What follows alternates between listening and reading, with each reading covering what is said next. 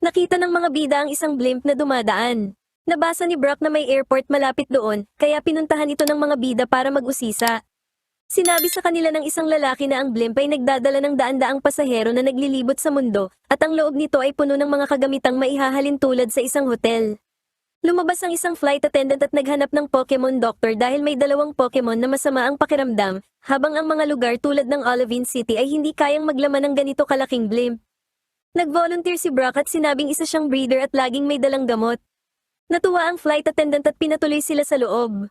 Namangha ang mga bida sa marangyang interior at nakilala ang dalawang babae na sina Madison at Alexa. Nagpakilala si Brock at hiniling na maging girlfriend ang dalawa kapag napagaling niya ang mga Pokemon. Hinila ni Misty si Brock at sinabing ikaw ang nangangailangan ng doktor. Naniniwala sina Alexa at Madison na nahihilo sa biyahe ang kanilang mga Kecleon at pinatago ang mga ito. Ang mga Kecleon na sina Greenie at Reddy ay nagtatago pero nagpakita rin sila sa mga bida. Ngunit mukhang hindi pamilyar sina Ash, Brock at Misty sa mga Pokemon na ito. Iniulat ni na Alexa at Madison na niyanig ng hangin ang blimp kaya nahilo ang mga Kecleon.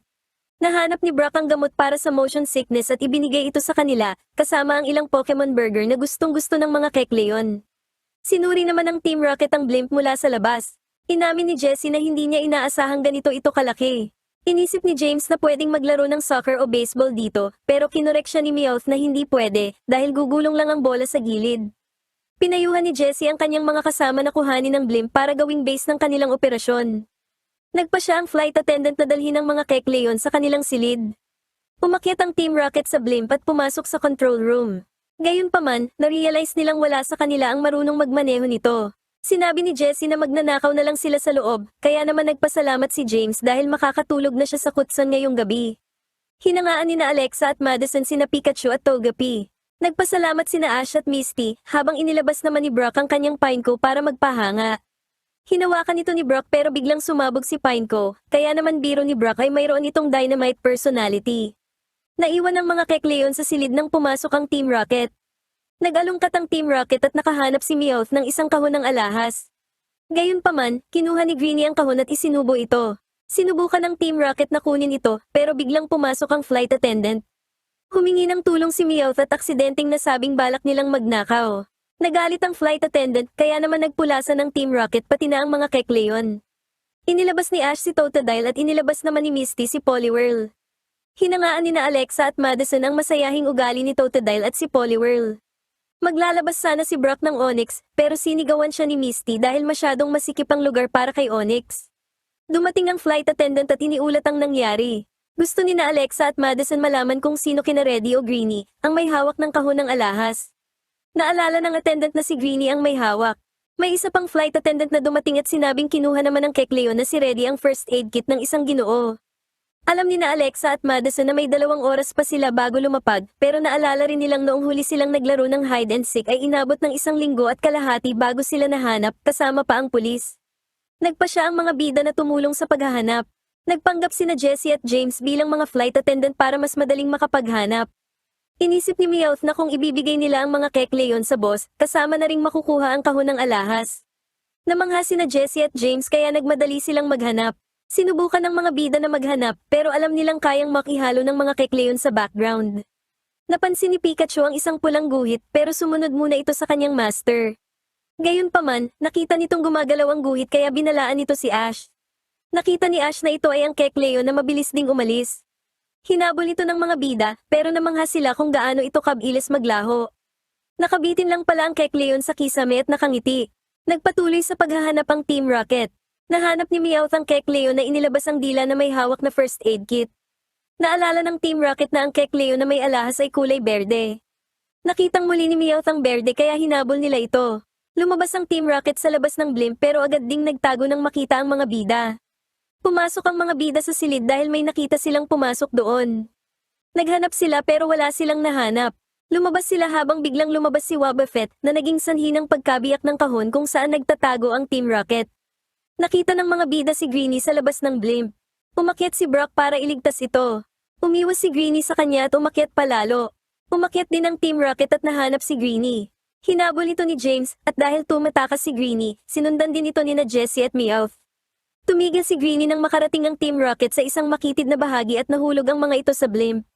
Bumaba si Greenie gamit ang lubid pero natuntun siya ng mga bida. Nahanap ng Team Rocket sina Greenie at Reddy. Gayunpaman, mabilis na nagpalitan ng kahon sina Reddy at Greenie, kaya nalito ang Team Rocket kung sino ang may hawak ng alahas. Naglabas si James ng bottle cap at pinagpalit-palit ito sa kanyang mga kamay para magpasikat. Binutukan siya ni Jessie, pero giit ni James ay nakita niya itong ginagawa ng lolo niya. Nakatakas ang mga Kekleon at hinabol sila ng Team Rocket hanggang sa nabangga nila ang mga bubuwit. Nagpakilala na ang Team Rocket at inilabas ni James si Weezing para gumamit ng smoke screen. Inilabas ni Ash si Noctowl na gumamit ng whirlwind para alisin ang usok. Gayunpaman, nawala na ang Team Rocket, kaya naghiwa-hiwalay ang mga bida para mahanap ang mga Kekleon bago pa ito makuha ng mga kalaban. Inisip ni Brock na pupurihin siya nina Alexa at Madison kapag nahanap niya ang mga Kekleon. Gayunpaman, nasa harap na niya ang mga ito kaya hinabol niya sila. Sumunod sina Ash at Misty, at kasama ang mga pasahero ng blimp, pinalibutan nila ang mga ito. Lumabas ang Team Rocket at hiningi ang mga Kekleon at ang alahas, pero hindi ito ibinigay ni na Ash. Inilabas ni Jessie si Arbok at inilabas naman ni Ash si Bayleaf. Gumamit si Bayleaf ng Vine Whip pero umiwas si Arbok at inuntog ito. Inilabas ni Misty si Poliwhirl na gumamit ng headbutt kay Arbok. Sumali sa laban sina Greenie at Reddy, habang inilabas naman ni James si Victreebel nang inatngat ang kanyang ulo gaya ng dati. Gumamit si Victreebel ng Razor Leaf pero sinangga ito ng mga Kekleon gamit ang kanilang mga buntot. Susubukan sanang gamitin ni Arbok ang wrap pero naunahan siya ni Reddy ng lick. Nabitawan ni Reddy ang kahon ng alahas at susubukan itong kunin ni Meowth, pero tinamaan siya ng double slap ni Poliwhirl. Aatake sana si Victreebel pero dinilaan siya ni Greenie ng lick, habang nabitawan naman ito ang first aid kit na nasalo ni Brock. Gumamit sina Greenie at Reddy ng Psybeam sa Team Rocket, habang dinampot naman sila ni Bayleaf gamit ang Vine Whip at itinapon sila sa himpapawid. Ibinigay ni na Alexa at Madison ang first aid kit sa Ginoo, na nagpatawad naman sa kanila sa abalang nangyari. Lumipad na palayo ang blimp habang kamakaway ang mga bida kina Alexa, Madison, at sa kanilang mga Kekleon. Umiyak si Brock dahil hindi na naman natuloy ang kanyang pag-ibig. Inisip ni Ash na nakaka-excite makakita ng mga Pokemon na hindi pa nila nakikita noon. Habang naglalakad, sinabi ni Misty na masaya sigurong maglakbay gamit ang blimp. Para kay Brock, mas mabuting maglakbay ng naglalakad dahil makakakita sila ng mga tao at Pokemon. Sinang-ayunan ni na Ash at Misty ang sinabi ni Brock at ipinagpatuloy na nila ang kanilang paglalakbay. Dumating ang mga bida sa isang lawa na kinilala ni Misty bilang Lake Lucid. Kinumpirma ito ni Brock habang sinabi naman ni Misty kay Ash na ang sinumang trainer na naglalakbay ay dapat dumaan sa Pokemon Center ng Lake Lucid. Nagtaka si Ash kung ano ang espesyal dito. Isang tao na naka-swim gear ang lumitaw at agad na nalaman ni Brock na ito ay isang babae. Dumating ang isang Chansey na may dalang tank at inilagay ng tao ang kanyang dalang Goldeen sa loob nito.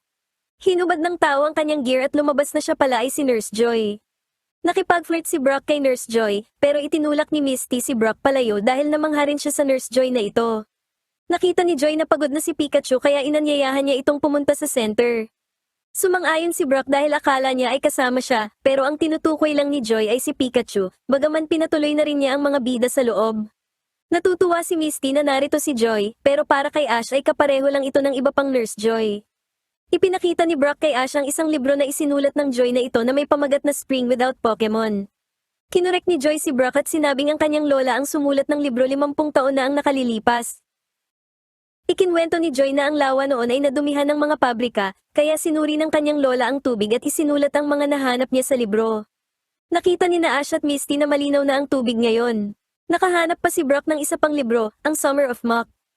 Gayunpaman, inamin ni Joy na ang nanay naman niya ang sumulat niyon. Nagawang mapatulong ng kanyang ina ang mga manggagawa sa paglilinis ng tubig na naging sanhi ng paglitaw ng maraming Grimer at Muck.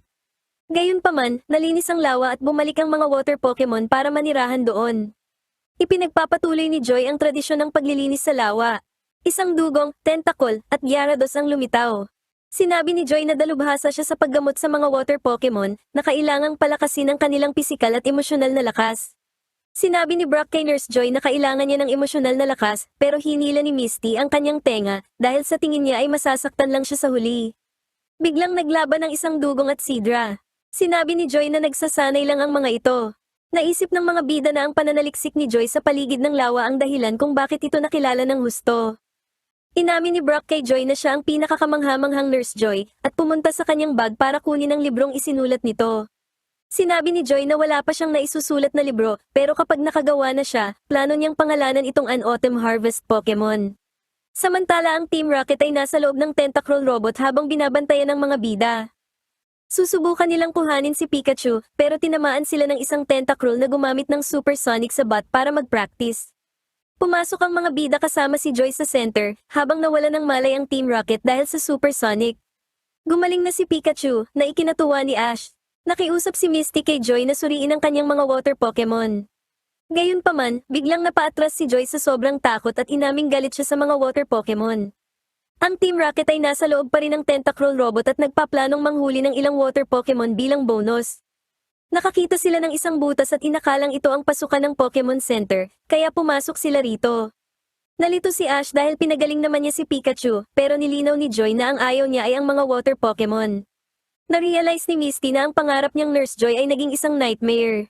Sinabi ni Joy na kaya niyang gamutin ang mga water Pokemon basta hindi niya ito hinahawakan, kaya naman isinusuot niya ang kanyang swim gear. Tumanggi si Misty na ibigay kay Joy ang kanyang Pokemon, bagaman inamin ni Joy na pantay-pantay ang trato niya sa kanyang mga pasyente. Si Misty na mismo ang magdadala sa kanila, kaya naman nagpasalamat si Joy dahil hindi na niya kailangang gamitin ang mga pincer ng kanyang gear para buhatin ang mga ito. Pinuri ni Joy ang kanyang mga Chansey, dahil sa tulong nila ay hindi na niya kailangang hawakan ang mga water Pokemon. Napansin ni Brock ang maraming water tank. Sinabi ni Joy na maraming Pokemon ang nagpapahinga sa mga tank para bumuti ang kanilang kalusugan. Nakakita si Misty ng isang Gyarados at napansin ni Ash na medyo natatakot siya rito. Sinabi ni Misty na totoo yun, bagaman sinabi ni Nurse Joy na hinding-hindi niya ito hahawakan. Sinabi niya na ang mga Gyarados ay may malalaking ulo, kaya naman sinasanay niya itong magpalakas ng muscle para masuportahan ang malaki nilang ulo. Mayroon din siyang mga espesyal na diet at treatment para sa mga water Pokemon para mapabuti ang kanilang lakas, na siya ring dahilan kung bakit niya pinag-aralan ang mga ito. Plano ni Joy na gawin itong tema para sa kanyang bagong libro. Naniniwala si Misty na sayang lang ang oras dahil ayaw naman ni Joy na hawakan ang mga water Pokemon. Sumagot si Joy na hindi niya hinahayaang makialam ang kanyang damdamin sa kanyang trabaho. Dagdag pa ni Misty, hindi man lang alam ni Joy kung ano ang nararamdaman ng mga water Pokemon. Sinubukan ni Brock na pumagitna dahil sa tingin niya ay masyadong masama si Misty kay Nurse Joy habang ipinapaliwanag nito na pangarap niya noong bata pa na makapunta sa Lake Lucid para ipa-check up ang kanyang mga Pokemon, pero ngayon ay isa itong malaking kabiguan. Inamin ni Joy na dati siyang mahilig sa water Pokemon, pero isang araw ay nagbago iyon. Iniimbestigahan nila ng kanyang ina noon ang populasyon ng mga Remoraid. Nakakita si Joy ng isang Remoraid na gumamit ng water gun sa kanyang muka. Nahulog si Joy sa lawa at pinalibutan ng mga Remoraid. Itinulak siya ng mga Remoraid pabalik sa bangka gamit ang water gun at habang takot na takot siya, ang kanyang ina naman ay hindi natakot at inakalang ipagpapatuloy ng kanyang anak ang pangangalaga sa center. Inamin ni Joy na pwedeng hindi siya kasing galing ng kanyang ina o lola, pero ginagawa niya ang kanyang makakaya. Hindi makita ni Misty kung paano makakagawa ng maayos na trabaho ang isang taong may galit sa ginagawa niya. Sinabi ni Joy na hindi siya galit sa kanyang trabaho, bagkus ay mahal niya ito gaya ng pagmamahal niya sa Lake Lucid, pero hindi lang talaga siya mahilig sa mga water Pokemon, bagaman hindi pa rin kumbinsido si Misty. Isang Tentacruel ang lumabas at natukoy ni Joy na peke ito. Lumabas ang Team Rocket at pagkatapos ay bumalik sa loob ng robot. Sinubukan nilang kuhanin si Pikachu na mabilis namang umiwas. Pinuluputan nila ito, pero gumamit si Pikachu ng Thunderbolt. Kahit nagawa sa goma ang Tentacruel Robot, basa ang robot kaya naman nakuryente ang Team Rocket. Bumangga ang isang bahagi ng robot sa tank ng Gyarados at na-activate ang isang device na naging sanhi upang mahigop ang Team Rocket pabalik sa pinanggalingan nila. Sa kasamaang palad, nasira ang tank ng Gyarados kaya lumabas ito, habang ang suit gear naman ni Joy ay nahulog sa tubig at nahigop kung saan napunta ang Team Rocket. Susubukan ni Ash at Brock na kontrolin ang Gyarados, pero pinigilan sila ni Joy dahil responsibilidad niya ito at wala sa kanila ang isang nurse. Sinabi ni Joy kay Misty na ang tungkulin niya bilang nurse ang mas mahalaga at kailangan niyang pagalingin ang anumang Pokemon. Binanggit niya na kailangan niyang manatiling matatag para bigyang dangal ang kanyang ina at lola. Lumapit siya sa Gyarados at sinabing kailangan niya itong hawakan sa tamang bahagi. Ipinatong niya ang kanyang kamay sa Gyarados na naging sanhi ng pagkalma nito. Hanga ang mga bida sa desisyong ito. Dumating ang mga Chansey na may dalang brace para gamutin ang Gyarados. Nagbuga ng hangin ang Gyarados kay Nurse Joy na nagsabing walang Pokemon ang mas magaling o mas masama at lahat ay pantay-pantay. Naalala ni Ash ang mga linyang iyon, kaya sinabi ni Brock na galing iyon sa libro ng kanyang lola. Binanggit din niya na anumang kanta ng Pokemon ay matamis kung ito ay maririnig, kaya nakita ni Misty na ang linyang iyon naman ay mula sa libro ng kanyang ina. Inutusan ni Joy ang Chansey na dalhin ang Gyarados sa ibang water tank. Lumapit siya sa mga bida at inalok si Misty na suriin ang kanyang mga water Pokemon. Gayunpaman, nawalan siya ng malay, pero proud si Misty na sinubukan iyon ni Joy. Nang maglaon, medyo dismayado si Joy na hindi niya nahawakan ang mga Pokemon ni Misty, pero sinabing nasa maayos silang kondisyon dahil magaling ang kanilang trainer. Nagpasalamat si Misty, bagaman nagtatanong kung pareho pa rin ba ang nararamdaman ni Joy tungkol sa mga water Pokemon matapos hawakan ng Gyarados. Inamin ni Joy na ganoon pa rin, pero hindi iyon makakapigil sa kanyang trabaho bilang nurse. Nangako ang mga bida na bibili ng kopya ng kanyang libro, at pagkatapos ay kumaway para magpaalam sa kanya.